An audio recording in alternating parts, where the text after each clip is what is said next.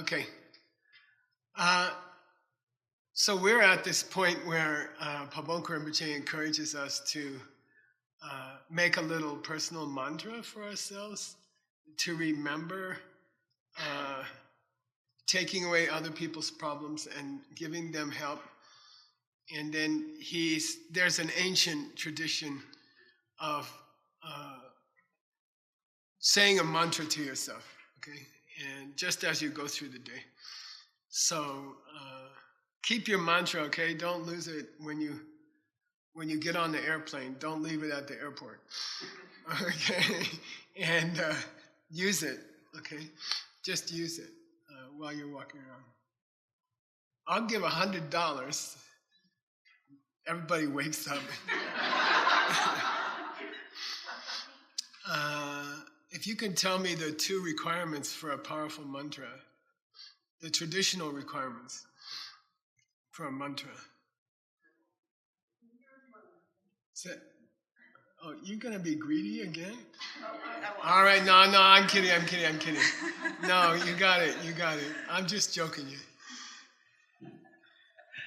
Keeping your morality yourself and getting the mantra from an authentic person. Yeah, nice. $100. Now, how do you get your $100 when you win a bet in here? You go to Venerable Jigme. You don't complain to me 2 years later that you didn't get your money. Okay. All right. Yeah. You have to. The mantra has to be. You have to be encouraged by an authentic lineage to create your mantra, and you did that already. And then secondly, you have to keep your morality, but mainly your 10 good deeds, okay? But also your other 2 kinds of morality, which for $100 are what? Yeah, bodhisattva morality and your tantric morality, okay? Diamond way, okay? Don't forget to collect, okay? All right. Tonglen tempa soiche nekap tamche du tonglen ge chik dun. And it means keep reciting your little mantra to yourself so you can remember to give people happiness and take their problems, okay? And you can do it in little tiny ways, like at the airport, you can let people get in line ahead of you at customs and stuff like that, okay? All right. He gives a couple of examples of mantras. We talked about them already. And I'm going to start at Dila Ser, okay? So a couple of paragraphs down. Keep going. There you go. Okay. Yeah. Dila Ser ne sungbe tsingashi yokyang.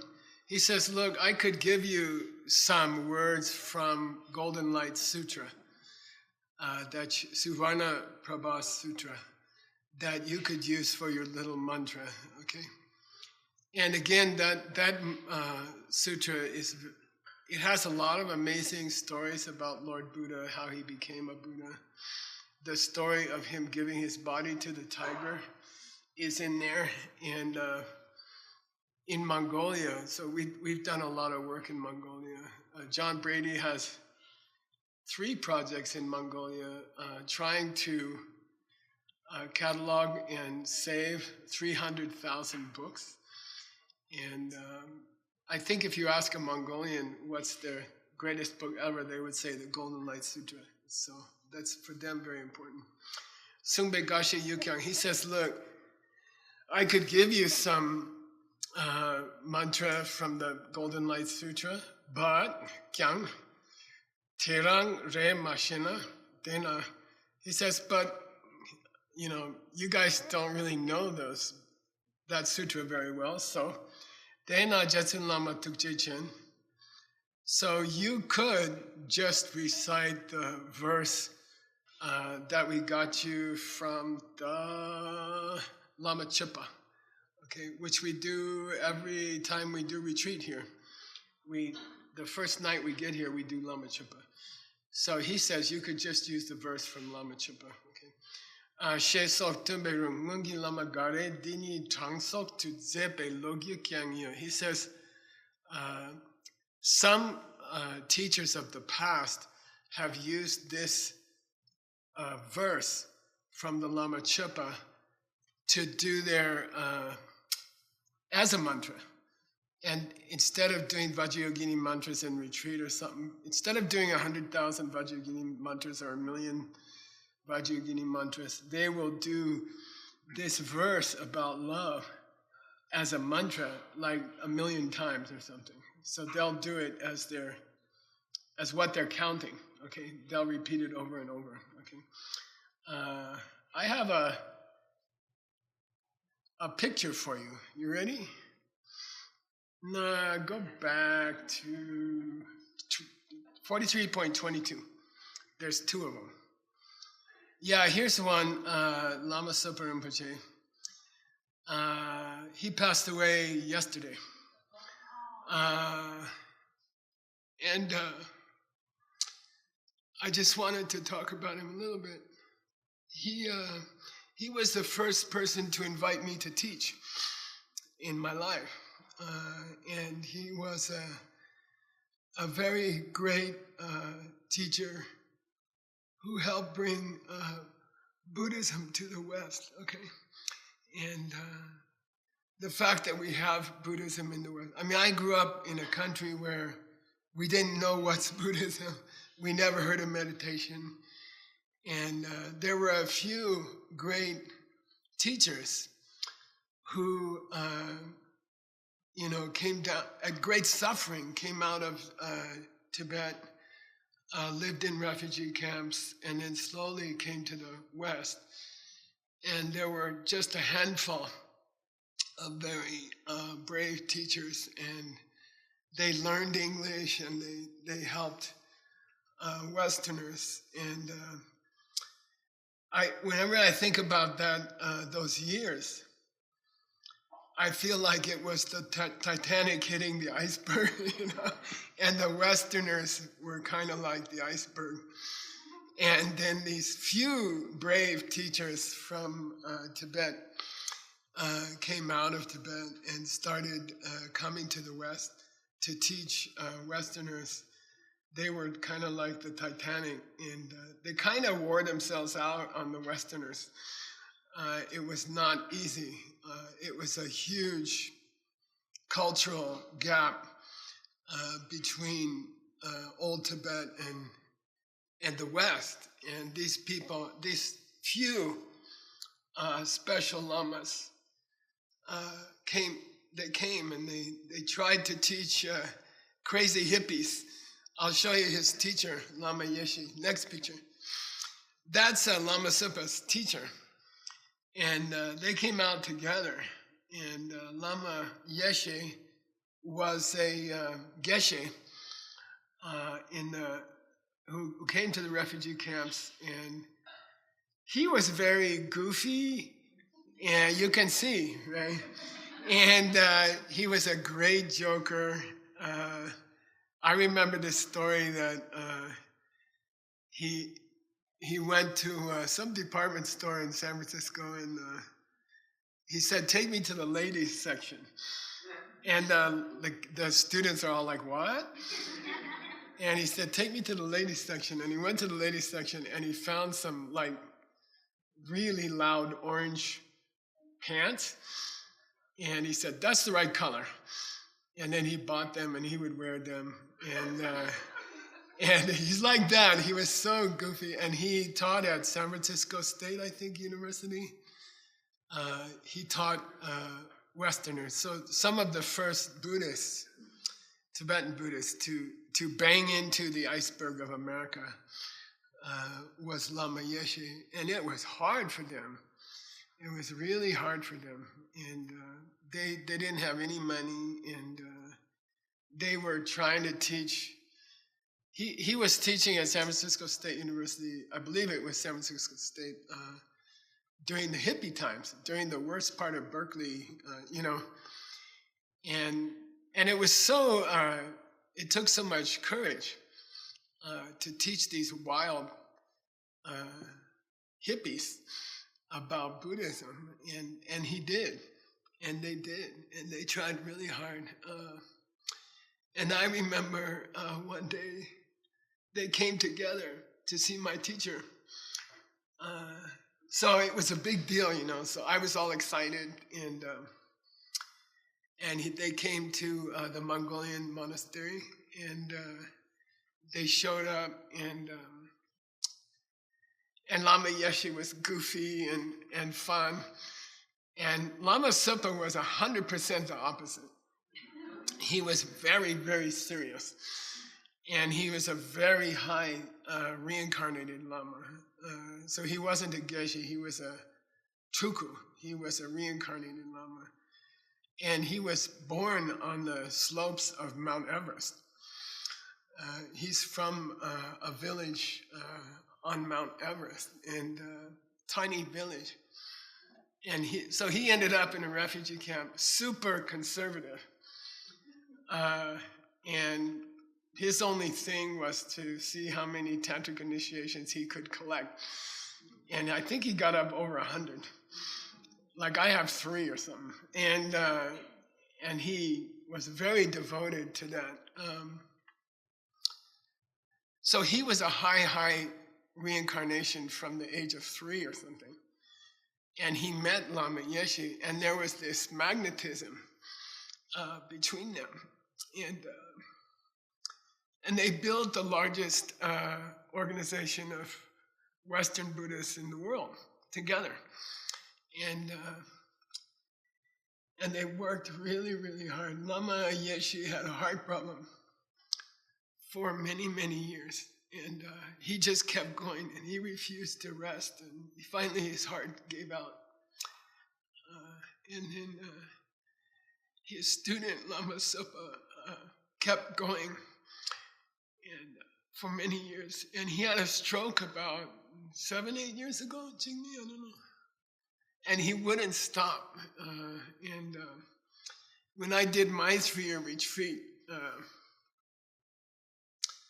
I was teaching at his center in Bodh I was teaching Diamond Cutter Sutra for the first time in public. And he asked me to teach it. And so he was there, and he didn't sleep. He met students all night.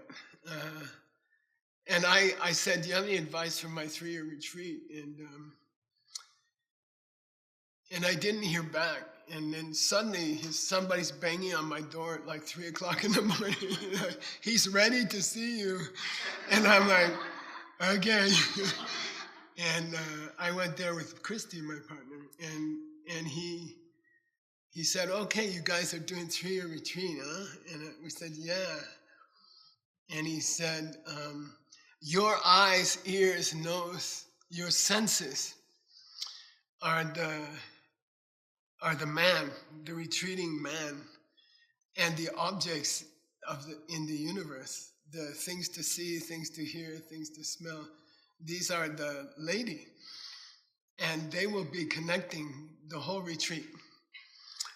And then he says, good luck. I'm like, and so it was like that. He's amazing. And he was very, very conservative, but he had a very, for me, he had an instinctual democratic spirit. And he would say, look, that's not the way I would do it, but I respect that you can do it that way, and I support you. And that's the way he was. So we lost a great teacher yesterday.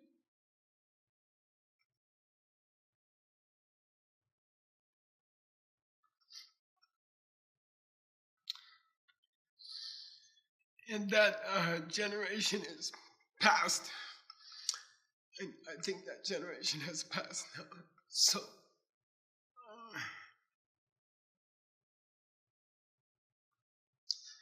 So we're really lucky to have them. And now it's kind of our problem, okay? Now it's our job to pass it on, okay? So let's be as brave as him, and hardworking as them. Okay, let's keep it alive. Okay.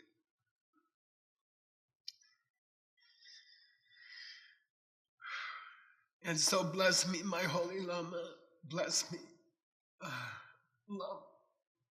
Lama of compassion, that every living being there is may find every kind of happiness. Let all the evil deeds and obstacles, let all the pain that ever comes to every living being, every one of them my mother, come and ripen upon myself, ripen upon me now. And let any goodness I ever do and all my happiness be sent away to other people.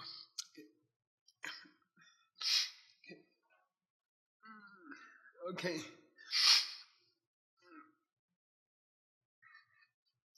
Okay. Derma, D-E-R-M-A, down a little bit. Yeah. Okay. Chilam tamche kyang chanjugi sem. Hell tapsu dower char gushing. Use every activity of the day. I always think of driving back to Tucson. Use it as a practice, okay? Your interaction with the other drivers, which can be interesting in Arizona. Use it as an excuse to practice tonglen, okay? Even the traffic, okay? Deni do pelchen le simba dang chuyu yositabe do le simba softab good. Then he refers to a couple sutras that you could check. Shenyang chanjugi semla tukdam gitsor chen dupa daki jamgun sokapa chembin nam tar do pelchen la yang ne yang du tusam je. We can use the life story of Tsongkhapa, the king of the Dharma book. He says you can use it to see examples of that. Okay. Then he says, Deni lungla kimbar ja. Okay. This lung is an important word in Buddhism. Okay. Lung means in Tibetan wind. Okay. So it's one of the elements, sachu me lung, earth, water, fire, and wind. Sometimes they'll add wood or consciousness. So lung means wind, but it's also, the word for wind in Tibetan is also the Tibetan word for chi, or prana, okay? So we're getting into a very deep diamond way principle here in the Lam Rim. And Lam Rim is a sleeper. Sleeper in English means, it looks like it's just a dull, long book, but there's tantra running underneath, like water under the ice, And if you really understand Lam Rim, it's a whole diamond way teaching, okay? For how many years now? 13 years, okay? It's been a diamond way teaching under the ice, okay? And here the water comes up above the ice, okay? He says, ni lungla kimba ja means, kin means let it ride on your prana. Let the tonglen ride on your prana, okay? And it goes very deep. It goes very deep here. The connection between giving and taking, the practice of giving and taking other people's problems, giving other people the good things that come to you, that becomes a diamond way, a tantric practice, okay? With your prana, using your prana. Your breath is not your prana, but your prana is connected to your breath very, very intimately, okay? So where goes your breath, so goes your prana, okay? So tonglen becomes a pranayama. Ayama means practice of, what do you call it? Like making effort to make something happen inside of you is ayama, okay, pranayama. Or it can also be read as control of your breath, ayama. Yama means control, and it also means the Lord of Death. I'll tell you why. It's too complicated. In the old days, Yama meant the two reins of a horse, the two reins that you pull the horse with. And so Yama came to mean a pair of two things. And in the ancient times, there was a pair of night and day, and there was two deities connected to them. And night was supposed to represent, I think it's the loss of a loved one, okay? And so it was a pair. Night and day were a pair, like the reins of a horse, which are Yama. So the Lord of Death came to be called Yama, okay? And if you kill the Lord of Death, you put an end to him, antaka, yamantika, okay? Yama antaka, okay? To kill the Lord of Death, yamantika, which we practice here, and you can learn it, okay? What's the other Sanskrit word for yamantika? Huh? Nah. Kaladanda. Yeah. Beat death to death? Beat death to death. Kaladanda. Okay. All right. And that's part of the Hatha Yoga Pradipika, which is a very deep retreat practice text. It takes 2 years to teach it. And we're in the middle of it. So come to the next YSI program in, when is it? September? Okay. And we're studying Kaladanda. That's the whole topic, how to kill death, okay? All right. So anyway, here, use the prana. Use your breath practices. And there's obviously a deep connection between your breath and your state of mind, right? When you get scared, you're like, when you're too busy all day and you're not focusing on people, you're also breathing irregularly. So if you want to know how your tonglen's going, day to day, hour to hour, you can check your breathing, okay? How's your breathing? And if you're really practicing giving and taking on an hour-to-hour basis, it'll be reflected in your breathing, okay? So keep an eye on your breath. And when your breath gets jerky or out of flow, out of sync, it means there's something wrong mentally, okay? When you're doing tonglen hour to hour with your little mantra, you should be doing pranayama at the same time. And your breathing should be sweet and calm and regular, going in through the left nostril, exiting through the right nostril. You don't have to remember it all the time. You're not a bad person if you breathe through both holes. Okay. I had a student many, many years ago, Nigel, did you know him? From Burma. And every time I taught him some little thing like this, he'd say, no, Geshe-la, don't teach me anymore. And I'd say, why? And he'd say, it's just something else to feel guilty about, you know? Every time you give me a new practice and I don't do it, I feel guilty. And I'm just like, it's driving me nuts. I feel guilty all day.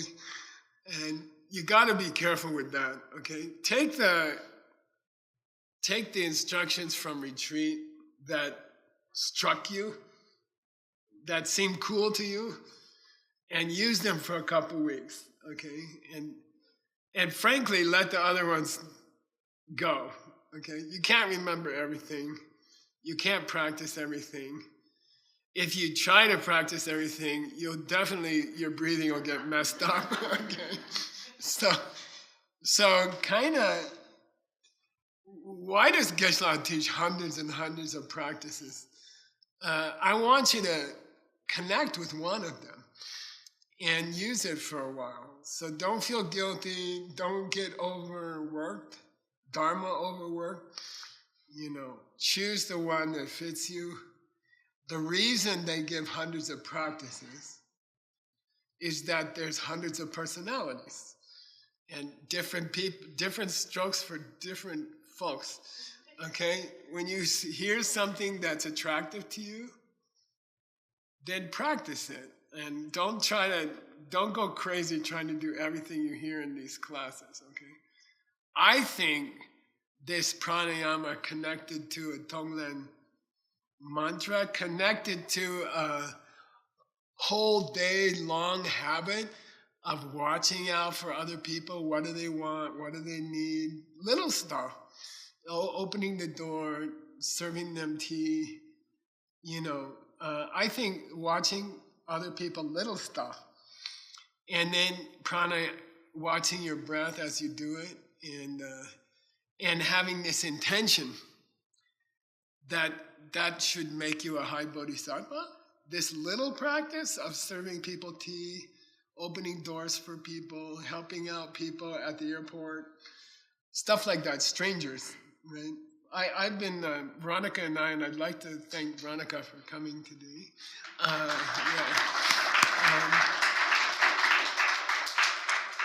My stepmom had a stroke, it seems, and we went to the nursing home facility, rehab, and there's hundreds of people there in the same, also in a bed there, and we started to talk to the other families, and it was so sweet, it was so cool, and it felt like Buddhism, and normally I'm really shy, or I'm not shy to teach, but I'm shy in public with strangers, and Veronica's like, oh, where are you guys from? And I'm like, and so all these families were there taking care of their mother, and then there was this beautiful tonglen going on, so the place to practice is wherever you are, and you can do tonglen everywhere. Then connect it to your breath when you remember, and that means when your breath gets out of whack, something's happening to your tonglen. Okay, when you're breathing irregularly, either you're worried, or I don't know, you're upset, or you're just not mindful, your breath will not be smooth, okay? So he says, watch your breath, and that's a sign of how your care of others is going, okay? Day to day, hour to hour, okay? Shepatar tonglen ki mikpa chingse jongwe say, when you get pretty good at tonglen, uk chir jokap tongwa. When you breathe out, remember you are giving kindness and help to other people. Nangdu jukpa na lemba. You are, when the inhale, you're taking people's problems away. So don't miss the opportunity to focus on taking away other people's problems and giving them help. As long as you're breathing, you can do it. Okay? All right. If you connect it, jar here, the last word, jar, S-B-Y-A-R. Jar means connected to your breath. Connect your practice to your breath. So then your breath will remind you to do your tonglen all day long. Okay? All right. Now I'm ready for that cowboy. I shouldn't spend too much money. Well, forget it. $100. Tell me why the cowboy's relevant here. I think, Anayuni, did you? Whoa. So Why is the cowboy on the horse relevant for our discussion today? it's relevant because it's about lungsem jukpa chikpa, Nice. how the prana and the thoughts ride together, Yeah. just like the cowboy and the horse. Nice. Perfect. Okay. Don't forget to collect your cowboy money. I was in China, I was in Shenzhen. Somebody was opening a new office. They asked me to do some calligraphy. And I was thinking I needed something like 3-4 words that would be inspiring. And so I chose Sugang. It's in the next paragraph, in the bold letters right there. Lungsem jukpa chik, okay? Please repeat.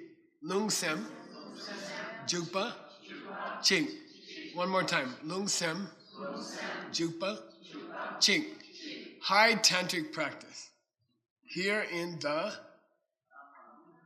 Lamrim for beginners. Okay. So you've heard me say it many times. In yoga classes, YSI loves Lungsem Jukpa Chik. And here it is. People ask me how to spell it and stuff like that. Well, here it is, okay? So lung means that word for wind, okay?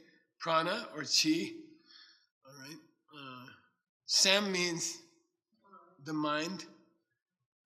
Jukpa chik means they flow together, okay? They flow together. Like, and the classic example is a cowboy on a horse, okay?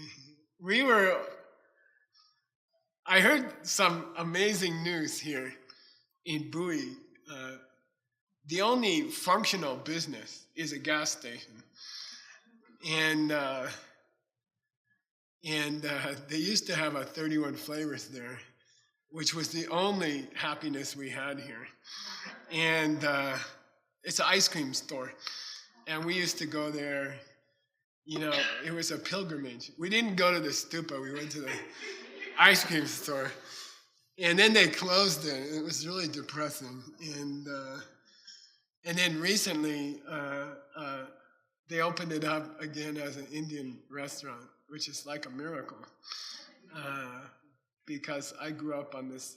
And by the way, they're from HP, UP area, which is exactly the Indian food I grew up on. And they make it exactly like I had it 50 years ago in India. And so it's kind of a beautiful thing. And we used to go hang out there at the ice cream store, and these guys ride up on a horse and get off the horse and tie it to the pole there. I was with Yoram Cohen and Udi Cohen from Israel, and we're having the ice cream, and the cowboys ride up and tie the horse, and they got these big guns, And here's Yoram's like, Gisela, they are making a movie, right? They are making a movie. I said, Yoram, this is not a movie. This is a real thing,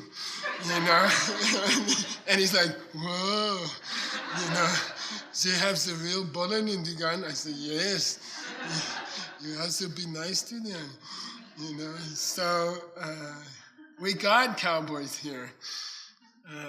Our neighbors are the last cowboys in Arizona or something. And be nice to them. Don't piss them off, okay?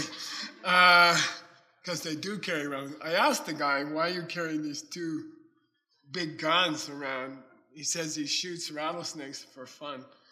And he got 25 this year. And I'm like, okay, that's nice. So think about a cowboy, okay? And the point is that the prana and the intention to be helpful to other people are riding like a cowboy on a horse, okay? Who's the horse and who's the cowboy? For $25, There's only two choices. And I get confused sometimes, frankly. Who's the horse and who's the cowboy? Horse is the breath. Good. The horse is your prana. Okay. And who's the cowboy? The cowboy's your mind. Yeah, your feelings or your intentions. Okay. So the horse is the prana or the inner wind, which is reflected in your breathing. Okay. If the inner wind is not smooth, your breathing will be jerky. Okay. And they make jerky. Never mind. Jerky is it's like chewing gum made from cow meat. Bowie is the capital of jerky in the whole world. So anyway, the horse is your breath, okay? And the rider is your thoughts. And specifically your awareness of tonglen all day. Okay, like every chance you get, take care of somebody else. Okay, every chance you get, do something nice for somebody else. And there's this deep inner hesitation to take care of other people first. You know, you can force yourself if you've been in Buddhism class for 25, 30 years. You can force yourself to take care of other people first. And it's difficult. It feels like an obligation. And sometimes you let it go and you take the thing first and it feels really good to take care of yourself first. You know, and you're like, a few exceptions during the day is probably okay. You know, I'll just take care of myself first. After all, not everyone likes these pastries the way I do, you know, and but what happens is over many years' time, and my wife is a great master of this. If you take care of other people first, it's just really amazing, and it makes your whole life meaningful. Okay, like whatever occupation you do with your life doesn't matter. Whatever things you study doesn't matter. Whatever meditations you do doesn't matter. Just focus on other people. Take care of them first. If that's the only thing you learn at Diamond Mountain Retreat Center, then your life is set. Okay? Just take care of other people first. And you'll have a super happy life. Okay? This struggle to be happy and take care of yourself first is a losing battle. Okay, you cannot. It'll never work. It's a stupid idea. It's a bad strategy. Okay, and it's human nature. So you have to fight it, not because of morality, blah blah, because it's the only way to be happy. Okay, is to take care of other people first. So the more you do it, the happier you will be. Okay, and you're not losing anything. Okay, you're losing something if you take it first. Then you lose it. Okay, so this attitude,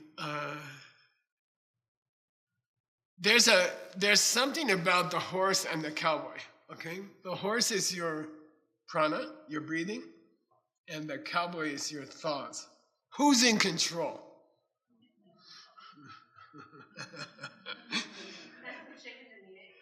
Yeah, it's a chicken.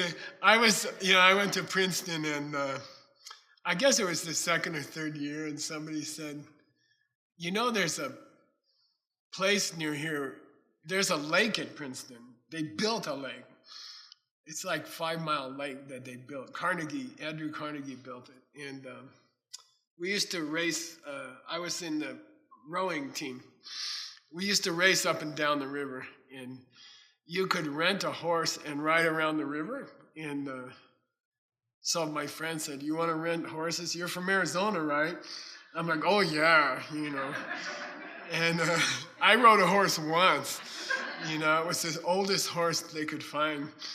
And I went out with my dad. So I said, oh yeah, I can do that. So we went out, and it was really funny because I saw all these cowboy movies where you kick the horse and so I kicked the horse, and it goes boom, and then I'm like, I'm trying to stop the horse, and then there's this thing in their mouth, and you pull it, and it hurt, and the horse stopped suddenly, and I went woo, and just fall down, okay, and I never got on a horse again in my whole life, okay. Why am I talking about that? Sometimes the horse runs the show, okay? If the breathing gets out of whack, if the breathing gets shaky, the thoughts will follow. You see? If the horse goes out of control, the cowboy's not running the show anymore. The horse is running the show, okay? So sometimes your mind controls your prana, and sometimes your prana controls your mind, okay? It depends on who's in charge. Sometimes the horse is in charge, okay? Sometimes the person is in charge. So it can go either way, okay? Jukpa chikpa means it can go either way. If you let your breath get out of control, your mind will follow. If you let your mind get out of control, your breath will follow. If your meditation is so bad that you can't watch your mind, at least watch your breath, okay? That's a physical thing. It's much easier to watch, okay? If you can't control your mind, if your mind has the capacity to get unhappy and take care of yourself first, and you don't have the capacity, shishin, to watch your mind, which we all lose that capacity, at least watch your breath. Learn to watch your breath. If the breath gets crazy, you can trust that the mind is following it, okay? So watch your breath. On a bad day when you can't watch your mind, watch your breath. And the condition of the horse will tell you the condition of the rider, okay? Got it? So it's a symbiotic relationship. It goes both ways, okay? Very important here, okay? Yang yang komne, lung la kyena. If you get very good at this, what's kyun mean? Kyun without the B in Tibetan means mistake or problem. Kyun min du means, hey, no problem. Meo wenti. Kyun. But with the B prefix letter, it means to ride a horse. Got it? So now you won't forget. So B-S-K-Y-O-N means ride your prana like a wise cowboy. Okay? Ride your prana like a wise cowboy. Okay? Kin dakshan nyamje chanju gisemke lawe chir. If you're good at watching your breath, it'll be easier for you to dakshan nyamje. Okay? Remember that other people have equal rights to happiness, and then switch taking care of yourself first with taking care of other people first. And you won't lose anything. Don't think you're going to lose anything, okay? And it's a lifetime struggle to take care of other people first, because there's this deep instinct that if I don't take it first, I won't get it. Especially with pastries, okay? So there's this deep, deep feeling that if I don't get mine first, and I let everybody else have theirs first, I won't get it, And that's the biggest mistake you can make in your life, okay? Take care of other people first, trust it. And you're not losing anything. Don't be stupid. How did you get pastries in the first place? Be a smart pastry addict. Keep giving them to other people, and you assure your supply forever. Okay? It's just intelligent self-interest, right? Okay. Chanchu gisemke lawechir. Trul deg chembo yin. This is a very unusual word. Trul deg chembo means huge machine.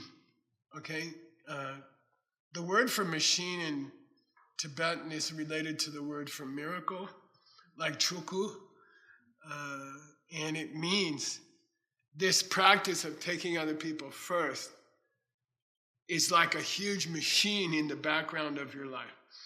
Okay, doing tonglen is in the Lama jukpa, which is where it came from. It's called the huge machine. And it just means it's just a happiness production facility. Okay, it's a huge, we passed that pecan factory on the way out here in Bowie, and Veronica, yesterday Veronica asked me, oh, gosh, that looks impressive. What do they make there, you know? And it's this huge machine that takes the skin off the nuts, separates the nuts from the shell. Huge, huge, huge machine. That's Truldek, okay? That's what they're calling here. They're comparing tonglen to that machine, you know, and that's a happiness machine in your life, okay? That to take care of others first, to tong and len is a huge machine that can bring you happiness. Happiness production facility. Factory. Happiness factory? I'm always looking for good names for rock and roll bands, right, Jack? Happiness factory? That's too corny. Okay. All right. Then we're going to stop this class here, and we'll continue. He goes from there into Tantra, okay? In this innocent little Lamrim, he's about to go into deep Tantra. So I know you're going to come back for the next class. Okay. All right.